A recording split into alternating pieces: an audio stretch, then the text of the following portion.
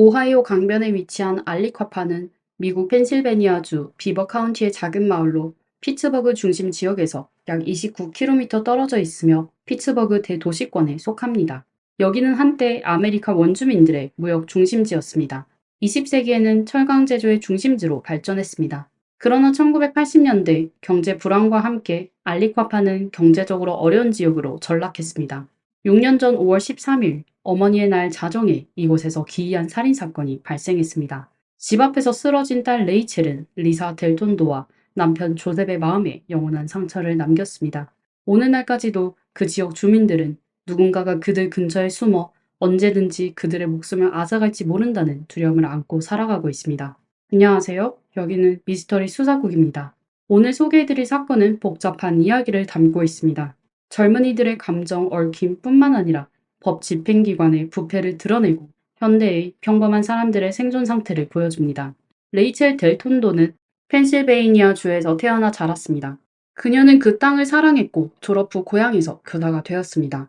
특수교사로서 그녀는 펜실베이니아 주의 여러 특수학교에서 학생들을 가르쳤습니다. 레이첼은 가르침이 그녀의 사명이자 평생의 열정이라고 말하곤 했습니다.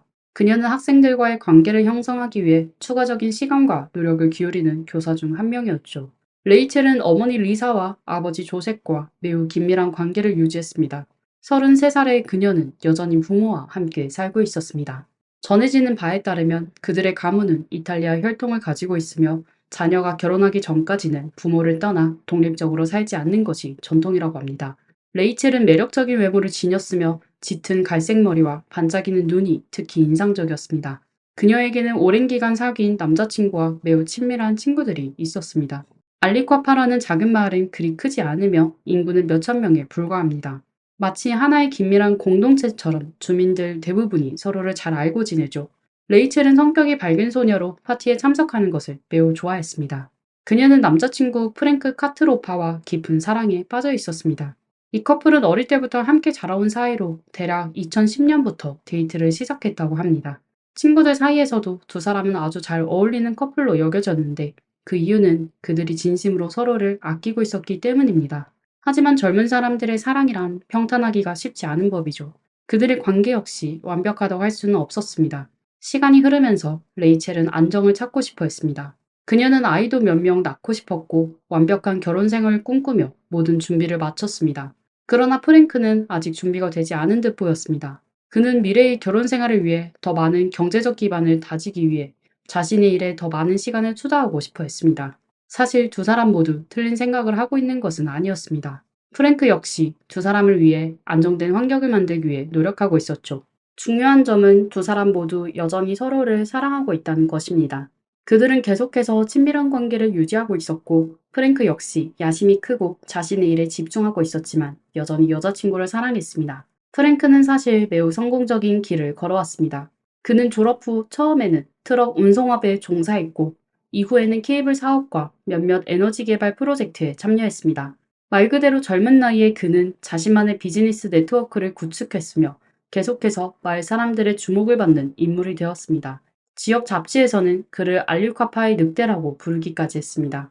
프랭크는 연애면에서도 솔직한 길을 걸어왔으며 여자친구 레이첼과 5년 동안 긴 연애를 이어왔습니다. 2015년 여름 프랭크는 여자친구와 함께 프랑스 파리로 휴가를 떠났고 레이첼의 꿈은 마침내 실현되었습니다. 파리는 세계에서 가장 로맨틱한 도시 중 하나로 마치 동화 속 왕자와 공주처럼 프랭크는 마침내 레이첼에게 청혼을 했습니다. 프랭크가 여자친구에게 준비한 깜짝 선물은 여기서 끝이 아니었습니다. 그가 청혼에 사용한 것은 6캐럿짜리 타원형 다이아몬드 반지였습니다. 많은 이들이 금전적인 여유가 더해지면 더 아름답게 느껴지기 마련입니다.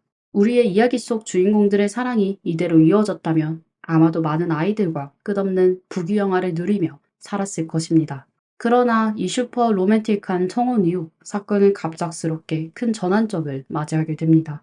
레이첼은 여전히 단순하고 행복한 삶을 이어갔습니다. 다가오는 결혼식에 대해 그녀는 크게 신경 쓰지 않았습니다. 그녀는 여전히 열정을 가지고 일을 했고 지역 사회에서 다양한 아이들과 함께하는 데 집중했습니다. 하지만 프랭크와 레이첼의 엄마 리사는 결혼식 장소, 음식, 꽃 장식과 같은 세부 사항에서 서로 다른 의견을 가졌습니다. 이러한 결혼식 관련 세부 사항들이 프랭크와 그의 미래 장모 사이에 큰 갈등을 불러일으키게 되었죠. 현실적으로 우리는 남자들이 자신의 결혼식 계획에 과도하게 참여하려는 경우를 거의 듣지 못합니다. 그러나 프랭크는 분명 보통 사람이 아니었습니다. 그는 이러한 모든 일을 처리할 충분한 에너지와 능력을 가지고 있었습니다. 결국 다툼 끝에 레이첼의 엄마는 양보했습니다.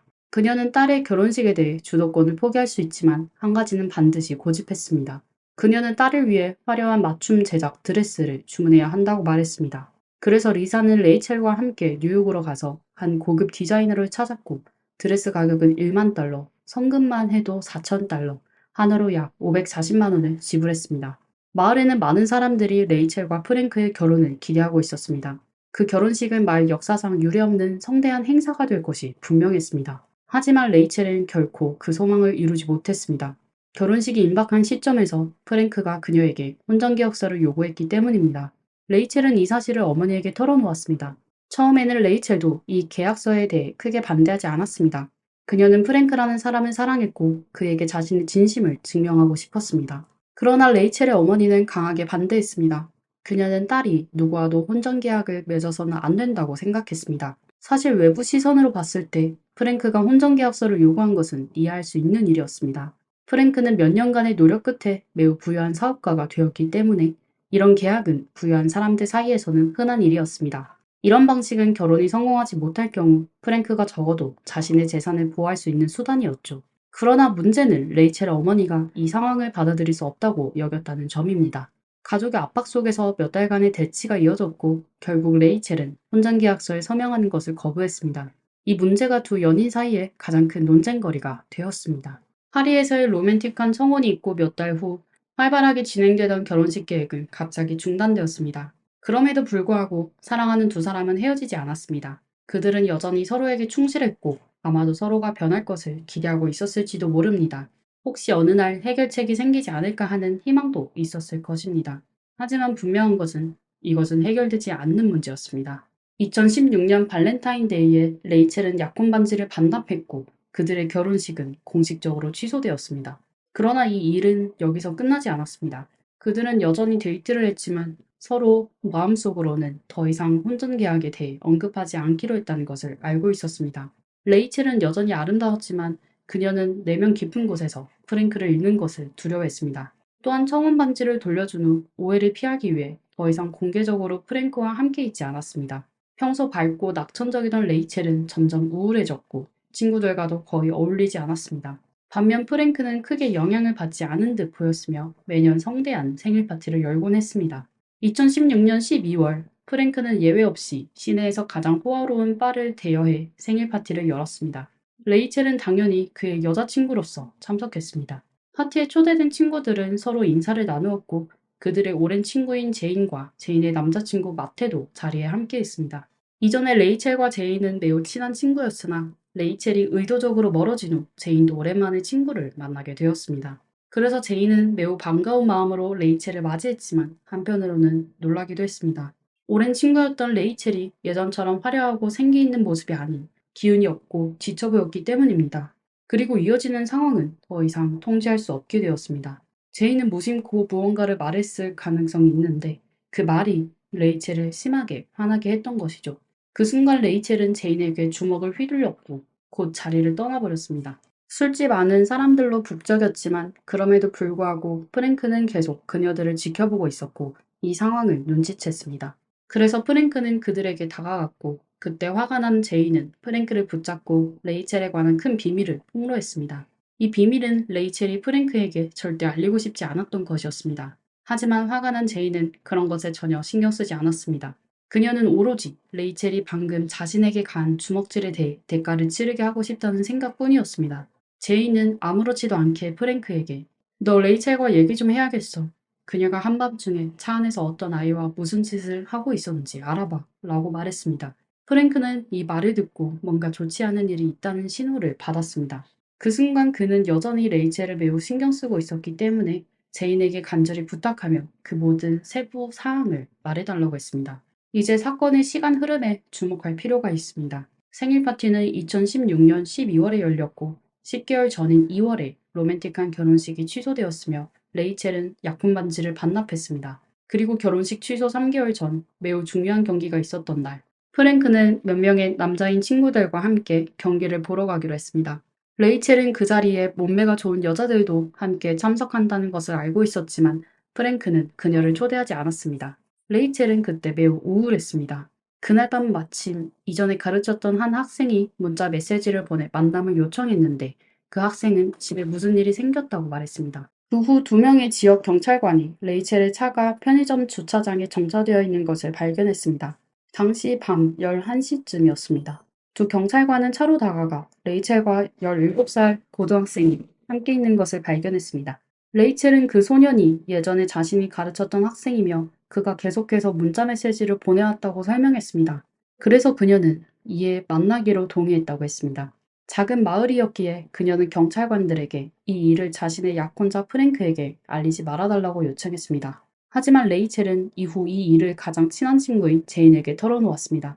그녀는 당시 경찰이 아무런 보고서도 작성하지 않았고 기소도 하지 않았다고 말하며 자신이 결백하기 때문이라고 했습니다. 하지만 친구 제인은 그렇게 생각하지 않았습니다. 그녀는 레이첼에게 그 소년과 도대체 무슨 일을 한 거야? 함께 불법 약물을 한 건 아니야?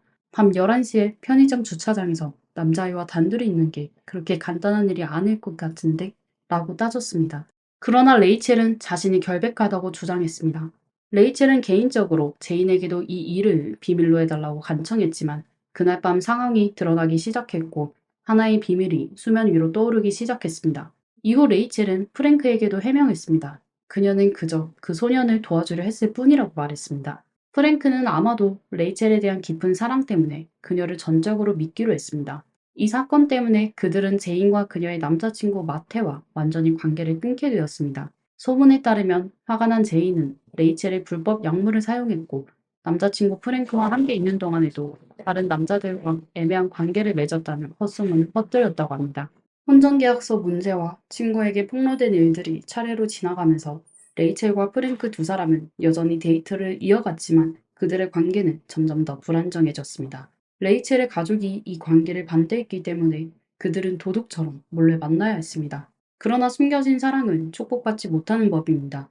아마도 남자의 자존심 때문인지 겉으로는 프랭크가 레이첼의 충성을 믿는 듯 보였지만 그는 레이첼과 그녀의 학생이 차 안에서 벌인 그날 밤 일을 멈추지 않고 떠올렸습니다. 그래서 2017년 10월 그는 경찰서를 찾아가 그날 밤에 대한 보고서가 있는지 확인해 보기로 했습니다. 그리고 이 시점은 제인이 프랭크에게 여자친구가 바람을 피웠을지도 모른다고 말한 지 거의 1년이 지난 시점이었습니다. 프랭크의 아버지는 은퇴한 경찰관이었기 때문에 프랭크는 경찰서에 간 후 별다른 어려움 없이 그 보고서를 얻을 수 있었습니다. 처음 그를 맞이한 사람은 부경찰서장이었고 원래 규정에 따르면 프랭크가 그 보고서를 받기 위해 몇 가지 절차를 거쳐야 했습니다. 하지만 프랭크는 지역 경찰서에서 어느 정도 특권을 누리고 있었던 듯 했습니다. 부경찰서장이 그에게 보고서를 보여줘도 되는지 망설이고 있을 때 그의 상사가 직접 프랭크에게 보고서를 보여주라고 지시했습니다. 나중에 조사 결과 그 상사는 프랭크의 아버지와 오래된 동료였으며 그 사람이 프랭크에게 보고서를 보여주도록 허락하면서 왜 보여주지 않겠어? 그는 프랭크잖아 라고 말했습니다. 이것은 분명 양날의 검일 것입니다. 미국의 작은 마을에는 많은 사람들이 서로 잘 알고 지내며 우정을 위해 서로를 돌보는 일이 흔하고 자연스럽습니다. 앞서 레이첼은 그날 밤 자신들이 발견된 후 경찰이 어떤 보고서도 제출하지 않았고 아무런 혐의도 제기하지 않았다고 말했지만 실제로는 그 보고서가 존재했습니다. 부서장은 그 보고서를 인쇄해 프랭크에게 직접 건넸습니다. 하지만 이 보고서는 레이첼이 이전에 친구 제인에게 설명했던 상황과는 차이가 있었습니다. 알고 보니 그날 밤 레이첼의 차는 편의점 주차장이 아니라 폐쇄된 주차장에서 발견되었습니다. 시간도 밤 11시가 아닌 새벽 2시에 가까운 시간이었습니다. 보고서에는 자동차의 불이 꺼져 있었고 창문에는 김이 서렸으며 조수석 의자는 뒤로 젖혀져 있었다고 기록되어 있습니다. 모두 당시 상황이 어땠을지 상상해 볼 수 있을 것입니다. 레이첼은 경찰관에게 자신의 약혼자 프랭크에게 이 사실을 숨기고 싶다고 말했는데 이는 프랭크가 불안해할까 걱정되었기 때문이었습니다. 하지만 당시 경찰관은 두 사람 사이에 어떤 부적절한 행동이 있었는지 확인할 충분한 증거가 없었기 때문에 단순히 두 사람의 정보를 기록하는 데 그쳤습니다. 프랭크는 경찰서에서 가져온 공식 보고서를 가지고 돌아갔습니다. 그 보고서에는 두 사람의 신분 정보, 가정 주소, 심지어 운전면허 정보까지 상세하게 적혀 있었습니다. 프랭크는 나중에 당시 매우 충격을 받았고 이후로 레이첼과 영원히 관계를 끊었다고 밝혔습니다. 그러나 레이첼에게는 프랭크와의 이별이 최악의 일이 아니었습니다.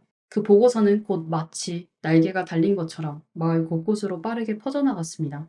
일부는 이메일을 통해 또 일부는 문자 메시지로 보고서가 전달되었습니다. 어떤 사람은 그 보고서 사본을 레이첼의 직장, 학교 이사회, 시장, 언론 매체, 그리고 그녀 자신을 포함한 여러 친구들이나 직장 동료들에게도 일부러 보냈습니다.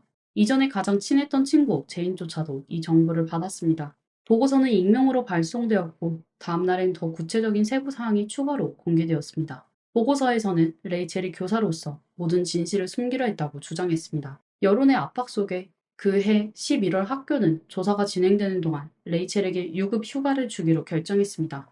레이첼의 평판은 이미 완전히 손상되었고 그녀는 그동안 어떤 부적절한 행동도 하지 않았다고 강력히 부인했지만 이제는 그 사실을 되돌릴 수 없었습니다. 그녀가 그 학생과 함께 부적절한 시간과 장소에 있었다는 사실만으로도 마을 사람들의 입에 오르내렸습니다. 당사자가 어떻게 해명하든 이제는 아무 의미가 없었습니다. 그러나 곧 누군가 경찰에서 유출된 정보가 부당하다고 지적했습니다. 보고서에는 청소년의 정보가 포함되어 있었고 원래 그것은 엄격히 비밀에 굳혀져야 했습니다.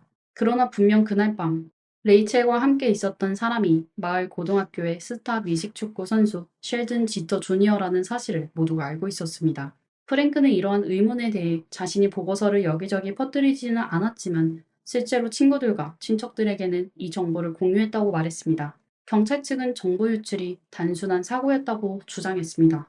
그러나 많은 사람들은 프랭크가 레이첼에 대한 복수를 한 것이라고 생각했습니다. 자신이 소중히 여겼던 여자친구가 자신을 속이고 외도를 했다는 사실에 분노한 나머지 복수를 선택했다는 것입니다. 레이첼의 부모에 따르면 프랭크가 그런 행동을 한 이유는 레이첼을 공개적으로 파괴하려는 의도였다고 합니다. 하지만 프랭크는 이에 대해 부인했습니다. 강제로 휴가를 떠나게 된 레이첼은 완전히 무너졌습니다. 그녀는 밥도 제대로 먹지 못했고 잠도 잘 수 없었으며 심한 우울증에 시달렸습니다. 어머니의 말에 따르면 레이첼은 나중에 정신병원에 입원해 3일간 머물렀고 이전에 친하게 지냈던 친구들도 그녀를 멀리하기 시작했습니다. 그해 12월경 레이첼의 어머니 리사의 끊임없는 노력 덕분에 펜실베이니아주 경찰은 알리콰파 경찰서에 대한 조사를 시작했습니다. 그들은 경찰서 내에서 부적절한 행동이나 부패가 있을 가능성이 있다고 판단했습니다. 유출된 이 문서는 언론 보도의 초점이 되었습니다.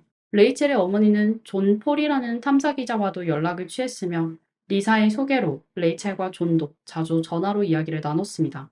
레이첼은 존에게 부패가 그들 마을에서 오랫동안 지속되어 문제라고 말했습니다. 조사기자 존에 따르면 레이첼은 마치 어두운 시기를 벗어난 듯 보였으며 새로운 남자친구와 데이트를 시작했습니다.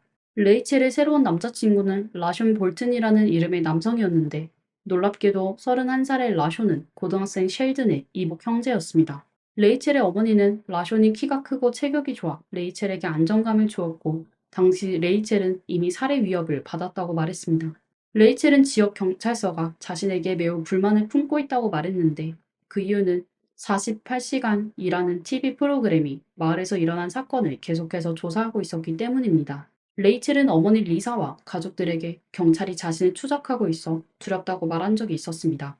레이첼은 누군가가 그녀에게 2018년을 넘기지 못하게 할 것이라는 위협을 했다고도 밝혔습니다. 바로 그해 2월 주 경찰은 지역 경찰에 대한 초동 조사를 마쳤고 몇몇 사람들은 행정처분을 받았지만 해고된 사람은 없었습니다. 이 일은 마치 단순한 절차를 밟은 것처럼 보였습니다. 조사기자 존은 주에서 실질적인 해결책을 제시하지 않았다고 말했습니다. 잠재적인 부패 문제 외에도 지역은 심각한 재정 부족 문제에 직면해 있었습니다. 이곳의 대부분의 경찰관들은 단순한 파트타임으로 일하고 있었고 일부는 생계를 유지하기 위해 2개 이상의 경찰서에서 일해야 했습니다. 그럼에도 불구하고 레이첼은 이 지역을 깊이 사랑했습니다. 그녀는 점차 부정적인 영향을 벗어나기 시작했고 새 남자친구 라숀과의 관계뿐만 아니라 새로운 친구들도 사귀었습니다. 17살의 로렌이 그녀의 새 친구였습니다. 비록 레이첼은 30대였지만 여전히 젊은 사람들과 함께하는 것을 좋아했습니다. 그녀는 이 아이들이 더 많은 도움을 필요로 한다고 생각했기 때문입니다. 로렌도 레이첼이 자신의 가장 친한 친구라고 말했고 그녀들 사이의 관계는 마치 가족 같았습니다. 레이첼은 많은 시간을 들여 로렌이 대학 지원서를 작성하는 것을 돕고 미래 계획을 세우는 데 도움을 주었습니다. 사실 레이첼과 로렌의 관계는 나이 차이가 꽤 많음에도 불구하고 진정한 우정을 나누는 관계였다고 할 수 있습니다. 2018년 5월 어머니의 날 저녁, 집에서 저녁을 먹은 후 레이첼은 어머니에게 로렌이 함께 드라이브하자고 초대했다고 말했습니다. 두 사람은 차를 타고 마을을 돌아다니며 음악을 들었고 최근 며칠간 일어난 일들에 대해 이야기를 나눴습니다. 그 후 소녀들은 아이스크림을 사 먹기로 결정해서 로렌은 레이첼의 집에 잠시 차를 세웠습니다. 레이첼은 집에서 스웨터를 가지고 나오면서 어머니에게 아이스크림을 먹으러 간다고 말했지만 어머니는 이것이 딸과의 마지막 대화가 될 줄은 전혀 알지 못했습니다. 차로 돌아와서 로렌은 레이첼과 함께 또 다른 친구를 태우러 갔습니다. 이 친구의 정체도 흥미로웠는데 그는 26살의 타이리로 고등학생 셸든 지터 주니어의 또 다른 이복 형제였습니다. 아이스크림을 사러 가는 길에 그들은 한 차와 스쳐 지나갔고 그 차 안에는 남녀가 가득 타고 있었습니다. 셸든 역시 그 차에 있었습니다. 로렌은 이 세 형제와 매우 친한 사이로 보였고 셸든은 즉시 로렌에게 메시지를 보내 잘 지내? 어디 가는 거야? 라고 물었습니다. 로렌은 처음 몇 개의 메시지에 답했지만 그 후에는 셸든의 메시지를 무시했습니다. 그러나 셸든과 그의 형 타이리는 계속해서 문자 메시지를 주고받았고 타이리는 그들이 무엇을 하고 있으며 어디로 가는지 셸든에게 말해주었습니다. 즉, 그날 밤 레이첼의 움직임을 셸든은 모두 알고 있었습니다. 아이스크림을 산 후 로렌은 다시 차를 몰아 레이첼을 집으로 데려다 주었습니다. 밤 10시 45분경 로렌은 레이첼이 집 현관 근처까지 걸어가는 것을 본 후 차를 몰고 떠났다고 말했습니다. 하지만 그녀는 레이첼이 직접 집 안으로 들어가는 것을 보지 못했다고 덧붙였습니다. 로렌이 떠난 지 약 4분 후 레이첼은 부모님 집의 차도에서 살해당했습니다. 범인은 가까운 거리에서 공격했고 레이첼의 몸에는 4군데의 상처가 있었습니다. 레이첼은 현장에서 즉사했으며 그 당시 아무런 목격자나 물증이 없었습니다. 레이첼의 아버지 조셉은 사건 당시 현관 옆 의자에서 쉬고 있었지만 딸 레이첼이 집에 가까이 오는 소리를 듣지 못했다고 말했습니다. 레이첼이 쓰러진 위치는 현관이 아닌 도로에 가까운 집의 차도 쪽이었습니다. 33살의 레이첼은 이렇게 갑작스럽게 세상을 떠났습니다. 그녀의 부모는 3명의 용의자가 있다고 확신했습니다. 첫 번째는 17살 학생으로 레이첼에게 끊임없이 집착하며 결국 사랑이 증오로 바뀌었을 가능성이 있었습니다. 두 번째는 프랭크로 교제 중에 레이첼의 부적절한 행동을 발견하고 이를 원망하여 레이첼을 파괴하려 했을 가능성이 있었습니다. 세 번째는 지역 경찰서로 부패 수사로 인해 레이첼에게 분노를 품었고 이전에 받았던 협박과 위협이 그 증거라고 주장했습니다. 지역 경찰은 이것이 충동적 범죄일 가능성이 있다고 보았고 수사관들은 증거를 체계적으로 정리하기 시작했습니다. 탐정은 이 사건이 원한에 의한 범죄라면 두 사람에게 관심이 간다고 밝혔습니다. 한 명은 학생 셸든, 또 다른 한 명은 전 약혼자 프랭크입니다. 수사관들은 그날 마을 주변에서 운전한 모든 사람들을 조사했지만 집 근처에 매복한 사람이 있었다는 증거는 찾지 못했습니다. 그들은 범인이 레이첼이 아는 사람이라고 확신했습니다. 그날 밤 차 안에 있던 학생 셸든은 조사를 받았고 그의 삼촌이 사건 당일 셸든이 집에서 조부모를 돌보는 것을 도왔다는 증언을 했습니다. 삼촌은 또한 셸든이 지역에서 유명한 운동 스타였고 그와 교제하는 여성이 많았다고 말했습니다. 셸든은 경찰에게 레이첼은 자신이 주장하는 것처럼 그렇게 순진한 사람은 아니라고 말했습니다. 두 사람은 오래전부터 알고 지냈고 관계도 확실히 특별했다고 말했습니다. 또한 그와 레이첼의 관계는 그날 밤 차 안에서 처음 시작된 것이 아니었습니다. 셸든은 처음에 자신의 31살의 형이 레이첼과 교제한다는 사실을 알았을 때 기분이 나빴지만 금방 극복했다고 말했습니다. 그는 자신에게는 예쁜 여자들이 많았기 때문에 크게 신경 쓰지 않았다고 덧붙였습니다. 셸든은 경찰이 자신의 방을 수색하는 것을 허락했고 수사관들은 사건과 관련된 어떤 증거도 발견하지 못했습니다. 그래서 경찰은 프랭크를 집중적으로 조사하기로 결정했습니다. 프랭크가 경찰 보고서를 퍼뜨린 사람이 아니더라도 사건은 적어도 그로 인해 시작되었기 때문입니다. 게다가 레이첼이 후반부에 주경찰과 언론과 긴밀히 협력했던 것은 프랭크가 오랫동안 사업을 이어온 이 마을에서 그의 인맥에 상당한 타격을 주었을 가능성이 큽니다. 프랭크는 자신과 레이첼이 마라톤 같은 연애를 했으며 이제는 전 약혼자에 대해 특별한 감정이 없다고 밝혔습니다. 하지만 그는 과거에 사랑했던 사람에게 해를 가할 이유가 없다고 주장했습니다. 그렇게 레이첼의 사건은 미해결 상태로 남아 있었습니다. 마을의 경찰 인력이 부족한 탓에 수사는 거의 중단된 상태였으며 조사는 거의 진전이 없었습니다. 그러나 2년 후 마을에서 또 다른 살인사건이 발생하면서 레이첼의 사건은 새로운 전환점을 맞이하게 되었습니다. 2020년 5월 15일 타이릭이라는 30세 남성이 길거리에서 공격을 받았고 공격자는 근거리에서 7번 그를 총으로 쏘았습니다. 조사를 통해 타이릭이 셸든과 함께 살고 있었다는 사실이 밝혀졌습니다. 맞습니다. 우리가 이전에 여러 차례 언급했던 바로 그 셸든입니다.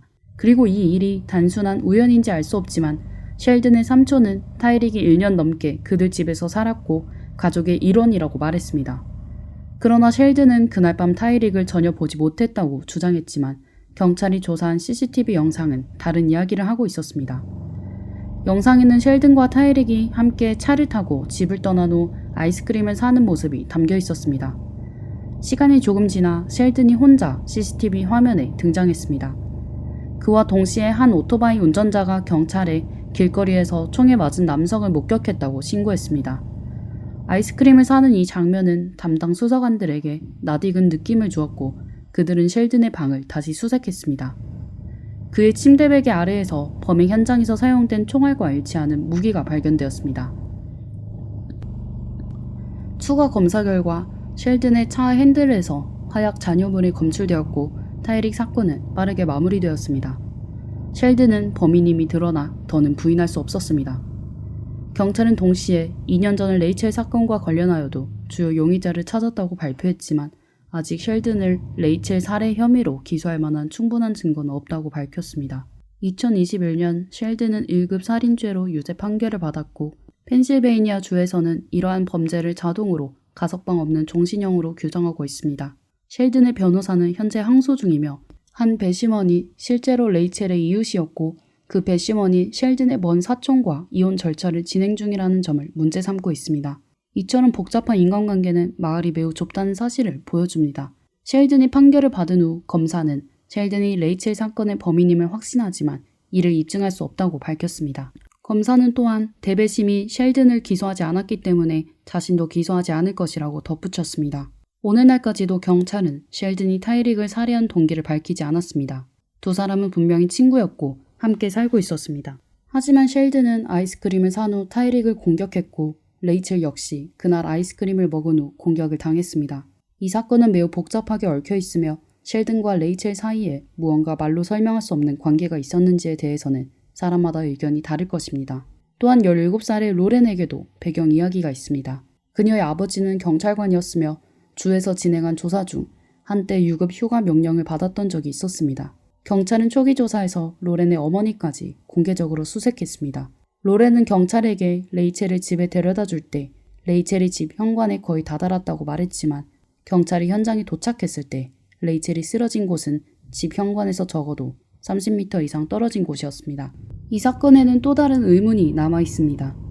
레이첼은 미디어와 주 경찰과 긴밀한 관계를 유지했으며 마을 경찰의 위협을 받고 있다고 여러 차례 주장했습니다. 그렇다면 그녀의 죽음이 어두운 세력과 관련이 있는 것일까요? 사실 조사 초기에는 경찰서 내부의 고위 관부들이 정직 처분을 받은 적이 있습니다. 당시 프랭크에게 보고서를 넘겨주는 것을 승인했던 경찰서장은 2년간 정직 처분을 받은 후 중사로 강등되었습니다. 그가 정직된 후 당시 부서장은 대리서장 역할을 맡았으나 로렌과 비밀리에 접촉하며 부적절한 메시지를 주고받은 사실이 드러나 정직되었고 결국 경찰을 떠났습니다. 조사 과정에서 경찰서 내에서 뇌물수수와 자금 횡령이 있었다는 사실도 밝혀졌습니다. 레이첼의 사건은 2018년에 발생했으며 지금과의 시간 차이가 크지 않기 때문에 그녀의 집 근처에 CCTV가 하나도 없다는 것은 말이 되지 않습니다. 그러나 경찰서는 공개 성명에서 그들이 사용할 수 있는 모든 기술을 이미 사용했다고 발표했습니다. 이 성명 자체가 조금은 풍자적으로 들립니다.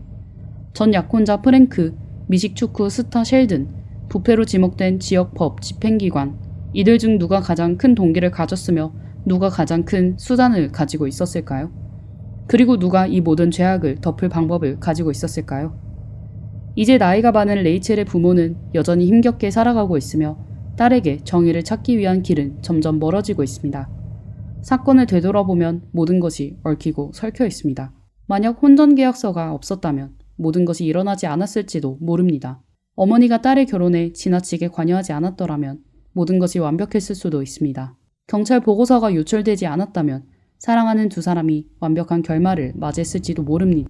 로렌과 나이 차이를 뛰어넘는 우정을 쌓지 않았더라면 레이첼은 새로운 삶을 시작할 기회가 있었을지도 모릅니다. 이 모든 것이 너무나도 불안정하고 아쉬운 일들입니다. 이처럼 복잡한 사건에 대해 여러분도 많은 의견이 있으실 것 같습니다. 아래에 댓글로 남겨주세요. 오늘의 사건 이야기는 여기서 마치겠습니다. 시청해주셔서 감사드리며 제 채널이 마음에 드셨다면 좋아요와 구독, 댓글 부탁드립니다.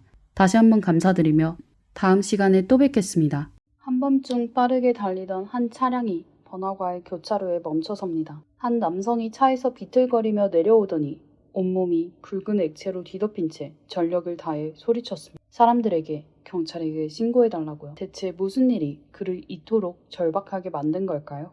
안녕하세요. 미스터리 수사국입니다. 지금부터 오늘의 사건을 함께 파헤쳐 봅시다. 사건의 시작은 1999년 8월 17일 저녁으로 거슬러 올라갑니다. 아름다운 바하마 해변 석양 아래 한 커플이 서로를 끌어안고 있었습니다. 바로 그날 이들은 부부가 되었습니다. 신부의 이름은 에이프릴 바버로 평범한 미국 가정에서 태어났습니다. 그녀는 17살에 어머니가 암으로 세상을 떠나며 큰 시련을 겪었습니다. 어머니의 죽음 이후 에이프릴의 아버지는 삶의 의욕을 잃고 금지 약물에 손을 대며 무기력하게 시간을 보내는 사람이 되었습니다. 에이프릴에게는 9살짜리 여동생과 갓난아기 였던 남동생이 있었는데 큰딸인 그녀는 자연스럽게 동생을 돌보는 책임을 떠안게 되었습니다. 고등학생이었던 그녀는 학업과 아르바이트를 병행하며 생계를 돕고 가족을 위해 요리를 해야 했습니다. 어머니의 죽음은 그녀의 삶을 송두리째 바꿔놓았지만 그녀는 단 한마디의 불평도 하지 않았습니다. 고등학교 졸업 후 에이프릴은 몇 년간 학업을 미뤄가며 가족을 돌보는 데 집중했습니다. 동생들이 어느 정도 자립할 수 있게 된 후에야 그녀는 비로소 자신의 삶을 조금씩 정리할 수 있었습니다. 어머니의 죽음은 그녀에게 큰 상처로 남았지만 그녀는 암 연구를 위해 의학대학원에 진학하기로 결심했습니다. 23살이 된 에이프릴은 암 관련 전공을 공부하기 위해 의학대학원에 들어갔고 대학원에서 KD라는 여성 친목회에 가입했습니다. 그곳에서 그녀는 새로운 삶의 활력을 찾았습니다. 한 회원은 그녀를 이렇게 묘사했습니다. 그녀는 아름답고 사려 깊은 사람이었습니다. 남자들은 그녀 옆에 서면 그녀의 눈을 제대로 마주치지 못했어요. 에이프릴은 동료들에게 인기가 많았고 그녀의 활발하고 따뜻한 성격은 금세 많은 사람들과 가까워지게 만들었습니다. 그리고 곧 그녀의 인생에 새로운 희망이 찾아옵니다. 대학 친목 행사에서 에이프릴은 저스틴 바버를 만나게 됩니다. 그는 오클라호마 대학교에서 경영학 석사과정을 밟고 있는 수재였습니다. 저스틴은 성숙하고 자신감 있는 사람이었고 어린 남자들과는 다른 매력을 지니고 있었습니다. 그는 에이프릴의 눈을 당당히 마주보며 지적이면서도 유머러스한 대화를 나누었습니다. 이는 에이프릴에게 깊은 인상을 남겼고 둘은 곧 연인 사이로 발전했습니다. 두 사람은 서로를 향한 애정이 깊었고 모두가 부러워할 만큼 다정한 관계를 유지했습니다. 저스틴은 얼마 지나지 않아 에이프릴을 자신의 부모님께 소개했고 그의 어머니 린다는 에이프릴을 매우 좋은 사람이라고 평가했습니다. 이후 연애 10개월 만에 두 사람은 결혼식을 올렸습니다. 하지만 에이프릴의 친목회 친구들은 그녀를 걱정했습니다. 결혼이 너무 성급하다고 느꼈기 때문이죠. 그들은 두 사람이 아직 서로를 충분히 이해하지 못했다고 생각했습니다. 그러나 에이프릴의 행복한 미소를 보고 나서는 걱정을 접고 진심으로 그녀를 축복했습니다. 허니문을 마친 후 두 사람은 조지아로 이사해 직장을 다니기 시작했습니다. 그들은 에이프릴의 남동생과 여동생을 데려와 함께 살기 시작했습니다. 저스틴에게는 원래 두 사람만의 달콤한 신혼생활이 낯선 두 아이로 인해 예상치 못한 부담으로 다가왔습니다. 하지만 그는 최선을 다해 아이들을 돌보며 좋은 관계를 유지하려 했습니다. 그럼에도 불구하고 두 사람 모두 갓 사회에 진출한 상태라 경제적으로 넉넉하지 않았고 아이를 키우는 데 익숙하지 않아 가족 간 갈등이 자주 발생했습니다. 새로 구성된 이 가족은 기대했던 만큼 조화롭지는 않았던 것이죠. 결혼 2년 후 두 사람의 경력은 점차 안정기에 접어들었습니다. 에이프릴은 병원 방사선과에서 일하다가 승진 기회를 얻었고 저스틴은 플로리다로 발령받아 사업 관리자 역할을 맡게 되었습니다. 집에서 직장까지 약 3시간 거리였지만 커리어를 위해 주말 부부 생활을 선택해야 했습니다. 그들의 일상은 그렇게 흘러갔지만 누구도 예상치 못한 비극이 이들을 영원히 갈라놓게 되었습니다. 2002년 8월 17일, 이날은 두 사람의 결혼기념일이었습니다. 에이프릴과 남편은 플로리다 잭슨빌에서 만나 특별한 하루를 보내기로 했습니다. 하지만 그날 밤 플로리다 세인트 존스 경찰서에 한 통의 신고 전화가 걸려왔습니다. 한 선량한 시민이 교차로에서 도움을 요청하는 한 남성을 만났고 그 남성의 몸에 총상 자국이 있어 경찰에 신고했다고 했습니다. 곧 구급차와 경찰이 현장에 도착했고 그 남성은 바로 저스틴이었습니다. 저스틴은 당시 의식이 또렷했고 들것에 실리기 전에 경찰관에게 에이프릴의 상황을 설명하며 그녀를 구해달라고 요청했습니다. 이후 저스틴은 병원으로 이송되어 응급치료를 받았습니다. 의료진의 검진 결과 저스틴의 몸에는 4군데의 총상이 있었으나 다행히 주요 장기와 뼈를 피하며 관통에 큰 부상을 피할 수 있었습니다. 저스틴은 간단한 회복 치료만으로도 퇴원할 수 있는 상태였습니다. 한편 경찰은 같은 날 밤 해변에서 에이프릴을 발견했습니다. 그녀는 해변 입구의 나무길 위에 쓰러져 있었고 차가운 바닷물에 전신이 젖어 있었습니다. 얼굴에는 깊은 총상 자국이 있었으며 이미 숨이 멈춘 상태였습니다. 법의관은 현장에서 에이프릴의 사망을 확인했습니다. 사건 발생 후 하워드 콜 경관이 이 사건의 수사관 중 한 명으로 배정되었습니다. 그는 즉시 병원을 찾아 저스틴의 진술을 확보했습니다. 저스틴의 설명에 따르면 사건은 이렇게 전개되었습니다. 결혼기념일 당일 그들은 고급 레스토랑에서 저녁 식사를 한 뒤 당구를 치러 바에 갔습니다. 이후 더 놀고 싶었던 두 사람은 자주 찾던 해변으로 산책을 나섰습니다. 에이프릴은 결혼식 날처럼 신발을 벗고 두 사람은 손을 잡고 해안선을 따라 걷다가 시간이 흐른 것을 잊었습니다. 이때 주변은 이미 어두컴컴했습니다. 이때 갑자기 체격이 크고 건장한 한 남자가 어둠 속에서 튀어나와 그들에게 총기를 겨누며 소리쳤습니다. 사건이 너무 갑작스러워 저스틴은 상대방이 무슨 말을 했는지 정확히 기억하지 못했습니다. 그는 단지 그 남자가 백인이었고 키가 더 크고 체격이 자신보다 좋았으며 로고가 큰 진한색 야구모자를 쓰고 있었다고 기억했습니다. 저스틴은 그가 강도라고 판단하고 에이프릴을 보호하기 위해 몸싸움을 벌였다고 했습니다. 그 과정에서 몇 차례 총성이 들렸고 이후의 기억은 없다고 했습니다. 얼마 뒤 저스틴은 해변에서 깨어났지만 주위에는 아무것도 없었습니다. 그는 즉시 에이프릴의 이름을 부르며 주변을 찾았고 결국 그녀가 앞쪽 바닷물 속에 누워있는 것을 발견했습니다. 그녀는 아무런 반응이 없었고 저스틴은 휴대전화를 갖고 있지 않아 두 손으로 에이프릴의 몸을 끌고 도로로 나가 도움을 요청하기로 했습니다. 하지만 그는 아내가 이미 숨을 거뒀을지도 모른다고 느꼈습니다. 에이프릴을 나무길 위로 옮긴 뒤 저스틴은 자신의 몸에 힘이 빠진 것을 느꼈고 자신도 총에 맞았다는 것을 깨달았습니다. 결국 그는 에이프릴을 그 자리에 두고 혼자 도로로 나가 도움을 요청했습니다. 하지만 연이어 지나가던 차량들은 그의 요청을 무시했습니다. 저스틴은 결국 비틀거리며 자신의 차를 찾아 16km를 운전해 도심으로 가 도움을 요청했습니다. 그는 번화가의 한 교차로에서 차를 세우고 한 시민에게 도움을 요청해 신고를 받도록 했습니다. 저스틴은 부상이 크지 않아 하루 만에 퇴원했습니다. 며칠 후 에이프릴의 장례식이 그녀의 고향인 오하이오에서 열렸습니다. 저스틴도 비행기를 타고 참석했습니다. 에이프릴이 사랑받는 사람이었음을 보여주듯 많은 친지와 친구들이 감동적인 추모 연설을 했습니다. 모두가 깊은 슬픔에 잠겨 있었지만 저스틴만은 예외였습니다. 한편 경찰은 강도를 찾기 위해 수사를 시작했으나 어떤 단서도 발견하지 못했습니다. 경찰은 저스틴이 거짓말을 하고 있을 가능성도 염두에 두었지만 그의 진술은 합리적으로 보였고 그의 배경도 그럴 가능성을 낮게 보이게 했습니다. 저스틴은 유복한 가정에서 자랐고 경력이 우수하며 예의 바른 사람이었습니다. 게다가 본인도 4군데의 총상을 입은 상태였습니다. 누가 자신의 목숨을 담보로 거짓말을 할까요? 결국 사건은 무작위 강도 총격 사건으로 결론지어졌고 사건은 종결되었습니다. 대다수의 사람들은 저스틴의 처지에 동정을 표했습니다. 그의 용기를 칭찬하는 이들도 있었습니다. 하지만 3사람은 이 사건의 결론에 의문을 품었습니다. 그중 한 명은 사건의 주요 담당자였던 콜 경관이었고 그는 사건에 많은 의문점이 있음을 발견했습니다. 첫째, 모든 정황은 저스틴의 진술에만 의존하고 있었고 강도가 존재한다는 어떤 물적 증거도 발견되지 않았습니다. 저스틴이 묘사한 강도의 외모 역시 지나치게 모호했습니다. 둘째, 사건이 발생한 해변은 외딴 지역으로 사람의 왕래가 거의 없었습니다. 그것도 심야에 강도가 사람을 만날 가능성은 매우 낮습니다. 이런 조건에서 왜 강도가 그곳을 범행 장소로 선택했을까요? 셋째, 저스틴은 총상을 입은 상태에서 16km를 운전해 도심으로 갔습니다. 그 경로에는 주택과 상점들이 많이 있었는데 왜 가까운 곳에서 도움을 요청하지 않고 멀리까지 갔을까요? 저스틴은 이에 대해 늦은 시간이어서 잠들어 있는 주민들을 방해하고 싶지 않았다고 설명했지만 콜 경관은 이 설명이 납득하기 어렵다고 느꼈습니다. 가장 의심스러운 점은 경찰이 저스틴을 데리고 해변으로 가서 사건 현장을 확인하던 중에 벌어졌습니다. 저스틴은 얼굴을 감싸며 울기 시작했지만 콜 경관은 저스틴의 얼굴에서 단 한 방울의 눈물도 흐르지 않는 것을 알아챘습니다. 그는 단지 손으로 눈을 가리고 울음소리를 낼 뿐이었습니다. 이러한 점들은 콜 경관에게 저스틴이 거짓말을 하고 있다고 생각하게 만들었습니다. 콜 경관은 이러한 의문점을 상부에 보고했지만 곧이어 한 목격자가 사건 당일 도로변에서 수상한 차량을 보았다고 진술했습니다. 이에 따라 상부는 사건을 단순한 무작위 강도 사건으로 결론짓기로 했고 콜 경관은 압박에 굴복할 수밖에 없었습니다. 두 번째로 의문을 가진 사람은 에이프릴의 친구인 앰버 미첼이었습니다. 두 사람은 KD 여성 친목회에서 만나 절친한 친구가 되었습니다.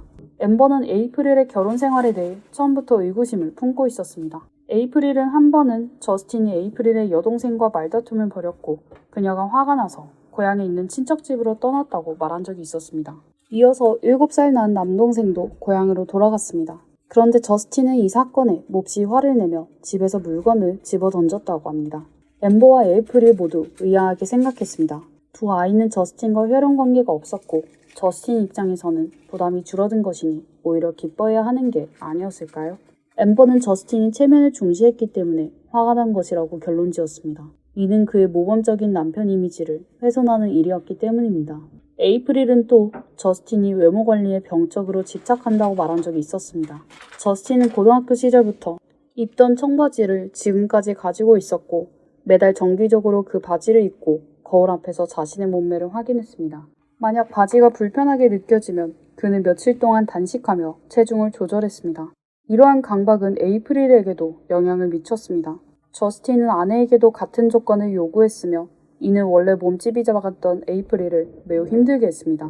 에이프릴은 저스틴과 식사할 때마다 조심스럽게 먹으며 한 입이라도 더 먹으면 남편이 화를 낼까 두려워했습니다. 더 심각한 문제는 에이프릴이 저스틴의 외도를 의심했다는 것입니다.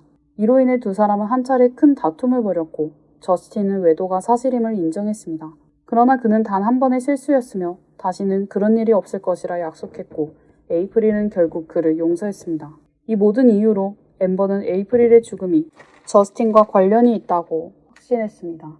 그녀는 에이프릴의 가족들과 함께 경찰 조사 결과에 반대하며 재조사를 요구했습니다. 세 번째로 가장 중요한 인물은 에이프릴의 이모 패티 페리시였습니다.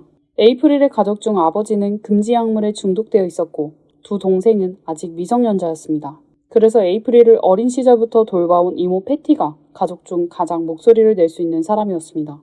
패티는 또한 오클라호마의 판사로 일하고 있는 법조인이었으며 이 사건에 대해 놀라운 사실을 알고 있었습니다. 에이프릴은 저스틴이 두 사람의 생명보험으로 200만 달러, 약 28억 원을 가입했다고 말한 적이 있었습니다. 에이프릴은 보험금이 너무 많아 생활에 부담이 될 수 있다는 이유로 의문을 제기했지만 저스틴은 꼭 200만 달러로 가입해야 한다고 주장했습니다. 더 충격적인 점은 저스틴이 주식 투자 실패와 과도한 소비로 이미 5만 달러, 약 6,990만 원의 빚을 지고 있었다는 사실이었습니다. 법조계에서 오랜 경험을 쌓은 패티는 이 모든 의문점들을 조합해 볼 때 조카 에이프릴이 저스틴의 치밀한 계획으로 인해 목숨을 잃었다고 확신했습니다. 패티는 에이프릴의 가족을 대신해 경찰 수사 결과에 강력히 이의를 제기하며 사건의 진실을 밝혀달라고 요청했습니다. 그러나 저스틴에게 의심스러운 정황이 많음에도 불구하고 이 사건은 여전히 물적 증거가 없는 상태였습니다. 저스틴이 사건을 계획했거나 에이프릴의 죽음과 직접적으로 연관이 있다는 증거는 전혀 발견되지 않았습니다. 따라서 의심스러울 때는 무죄라는 원칙에 따라 저스틴은 아무런 처벌도 받지 않았습니다. 저스틴은 고향인 오하이오로 돌아가 곧 새로운 삶을 시작했으며 새로운 여자친구도 생겼습니다. 같은 시기 기이한 사건의 전개는 언론의 관심을 끌었습니다. 여러 TV 방송국과 언론 매체가 이 사건을 보도했습니다. 조사 결과에 반대했던 3명의 인물은 연합 전선을 구축해 저스틴의 추악한 면모와 사건의 의문점을 대중 앞에 폭로했습니다. 이들은 사건의 전모를 있는 그대로 공개했고 이를 본 대중은 진실이 무엇인지 깨달았습니다. 여론은 즉시 에이프릴의 가족 편으로 기울었고 대중의 지지를 얻은 이모 패티는 판사로서 다시 한번 경찰에 압박을 가했습니다. 여러 노력 끝에 세인트 존스 경찰서는 사건 재조사를 결정했고 콜 경관은 정식으로 조사 권한을 부여받았습니다. 에이프릴을 지지하는 사람들은 저스틴에게 반드시 대가를 치르게 하겠다고 맹세했습니다. 그러나 진실이 정말로 모두의 추측처럼 저스틴이 거짓말인지 여부는 철저한 조사 결과가 나와야만 확인될 일이었습니다. 그렇게 2년이 흘렀습니다. 2004년 경찰은 저스틴을 계획적 상해 혐의로 전격 체포했습니다. 저스틴은 모든 혐의를 강하게 부인했지만 검찰은 이번에는 물러서지 않았습니다. 결정적 증거는 없었지만 검찰은 저스틴을 기소하기로 했습니다. 이는 매우 과감한 결정이었고 승소 가능성도 예측하기 어려웠습니다. 만약 실패한다면 검찰은 국내의 웃음거리가 될 수도 있었습니다. 그렇다면 검찰이 이러한 과감한 결정을 내리게 된 이유는 무엇이었을까요? 2006년 6월 약 2년간의 준비 끝에 세인트 존스 법원에서 저스틴의 계획적 상해 혐의에 대한 재판이 열렸습니다. 법정은 양측 가족들로 가득 찼고 검찰은 2명의 젊은 검사들을 대표로 내세웠습니다. 반면 피고 측 변호인은 풍부한 경험을 자랑하는 노련한 변호사였습니다. 재판이 시작되자 검찰은 먼저 콜 경관을 첫 번째 증인으로 호출했습니다. 콜 경관은 사건에서 발견한 여러 의문점, 특히 저스틴의 차량 이동 경로가 비합리적이라는 점을 구체적으로 설명했습니다. 이어서 검찰은 저스틴의 불륜 상대를 증인으로 세워 그의 외도 사실을 입증했습니다. 이에 피고 측은 즉각 반격했습니다. 노련한 변호사는 에이프릴의 몸에서 저스틴의 DNA가 발견된 점을 근거로 저스틴이 거짓말을 하지 않았으며 에이프릴을 끌고 간 것이 사실임을 주장했습니다. 또한 법의학 전문가를 증인으로 불러 저스틴의 4군데 상처를 분석하며 변호 논리를 펼쳤습니다. 변호인은 저스틴의 4군데 총상이 치명적인 부위를 간신히 피해갔지만 어깨 부근의 상처는 대동맥에서 1cm밖에 떨어져 있지 않다는 점을 강조했습니다. 그는 만약 조금이라도 빗나갔다면 저스틴이 사망할 수 있었다고 주장했습니다. 저스틴은 해부학 지식이 없으므로 중요한 장기를 정확히 피하는 것은 매우 어려운 일이며 만약 자해였다면 굳이 목이나 어깨가 아닌 다리나 엉덩이같이 위험이 적은 부위를 선택했을 것이라고 주장했습니다. 이러한 논리는 매우 설득력이 있었고 법정에서는 즉시 웅성거림이 일었습니다. 이때 저스틴은 자신만만한 미소를 지으며 승리를 눈앞에 둔 듯 보였습니다. 하지만 검찰은 이에 흔들리지 않았고 추가 증거를 제시하겠다고 선언했습니다. 검찰이 제시한 첫 번째 증거는 200만 달러, 약 28억 원짜리 2건의 보험 증서였습니다. 그중 하나는 에이프릴이 가입자로 수익자는 저스틴이었으며 보험사 직원은 이 보험이 저스틴에 의해 가입되었다고 증언했습니다. 이 증거는 법정을 충격에 빠뜨렸죠. 저스틴이 겉으로 보이는 모습처럼 정직하지 않다는 점이 드러난 순간이었습니다. 이어 검찰은 두 번째 증거를 제시했습니다. 이는 저스틴의 컴퓨터 하드디스크에서 복구된 데이터였습니다. 경찰은 기술적인 방법으로 저스틴이 삭제한 내용을 복구했으며 사건 몇 달 전 저스틴이 인터넷에서 어디를 쏘면 치명상을 피할 수 있을까라는 주제를 조사한 기록을 발견했습니다. 그는 의학, 총상, 오른쪽 흉부, 팔, 어깨, 손바닥 등의 키워드를 검색했고 이 부위들은 저스틴이 실제로 총상을 입은 부위와 정확히 일치했습니다. 이 증거는 법정에 있던 모두를 경악하게 만들었습니다. 이어 검찰은 세 번째 증거를 제시했습니다. 이번에도 저스틴의 컴퓨터에서 복구된 데이터로 사건 당일 저스틴이 건즈 앤 로지스의 유명곡인 Used to Love Her를 다운로드한 기록이었습니다. 이 곡의 가사는 나는 그녀를 사랑했지만 그녀를 없애야 했어 라는 내용이 반복됩니다. 검찰은 이 곡이 에이프릴이 사망하기 몇 시간 전에 다운로드되었고 저스틴이 경찰이 그의 컴퓨터를 압수하기 1시간 전 이 곡만 삭제한 사실을 지적했습니다.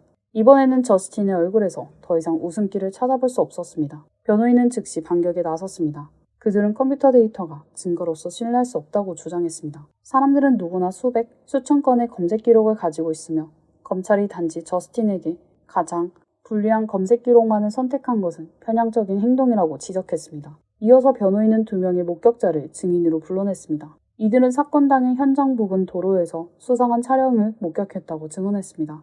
하지만 이들의 증언은 일치하지 않았고 한 사람은 밝은색의 차량을 보았다고 했으나 다른 사람은 차량이 검은색이었다고 주장했습니다. 결국 두 목격자의 증언은 아무런 도움이 되지 않았습니다. 그러나 검찰은 아직 공격을 멈추지 않았습니다. 이제 그들은 가장 강력한 증거를 꺼낼 준비를 했습니다. 에이프릴의 시신 위치를 재현한 현장 시뮬레이션 이미지가 대형 스크린에 띄워졌습니다. 이미지는 에이프릴의 왼쪽 뺨이 총상을 입었으며 체액이 상처를 따라 흘러내려 땅으로 이어진 흔적을 보여주었습니다. 저스틴의 진술이 사실이라면 그는 물가에서 에이프릴을 발견한 후 그녀의 겨드랑이에 팔을 끼워 몇백 미터를 끌어 나무길로 옮겼다고 주장했습니다. 그러나 이 과정에서 이미 숨진 에이프릴의 머리가 좌우로 흔들렸을 것이고 체액은 얼굴 전체로 퍼져야 하며 모래사장에도 그 흔적이 남아야 했습니다. 하지만 실제로는 전혀 그렇지 않았습니다. 에이프릴의 체액은 단순히 왼쪽 뺨 한쪽 방향으로만 흘렀고 해변 어디에서도 그녀의 몸이 큰 범위로 이동했다는 흔적이 발견되지 않았습니다. 이는 에이프릴의 시신이 큰 움직임이나 옮겨지는 과정이 없었음을 보여줍니다. 이 증거는 저스틴이 거짓말을 하고 있음을 강하게 암시하며 저스틴에게 치명적인 타격을 입혔습니다. 법정은 순간 침묵에 휩싸였고 모든 이가 이미 답을 알고 있는 듯 보였습니다. 이로써 양측의 주장은 모두 마무리되었습니다.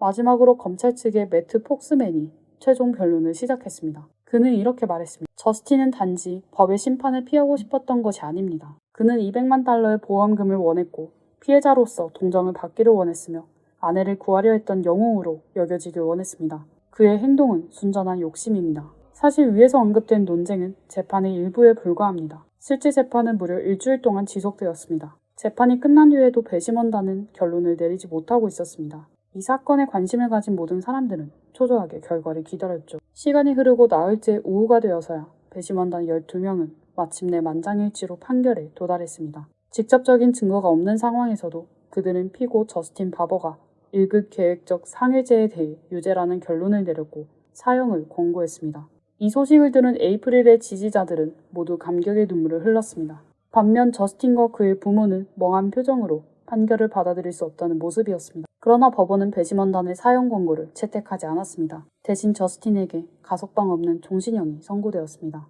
오늘날까지도 교도소에 수감 중인 저스틴은 여전히 자신의 무죄를 주장하고 있으며 계속해서 항소를 시도하고 있습니다. 그는 무죄로 풀려날 때까지 포기하지 않겠다고 말했습니다. 사건 당일 에이프릴은 3시간 동안 직접 운전해 저스틴의 근무지까지 찾아갔습니다. 그녀는 사랑하는 남편과 함께 기념일을 보내고 싶어 했습니다. 하지만 그녀가 맞이한 것은 비극적인 죽음이었고 에이프릴은 아름답고 성실하며 친절하고 교양 있는 여성이었습니다. 많은 남성들이 꿈꾸는 아내였지만 저스틴은 그녀를 소중히 여기지 않았습니다. 저스틴이 언젠가 자신의 잘못을 깨닫고 평생 그 대가를 치르며 참여하기를 바랍니다. 이것으로 오늘의 영상을 마칩니다.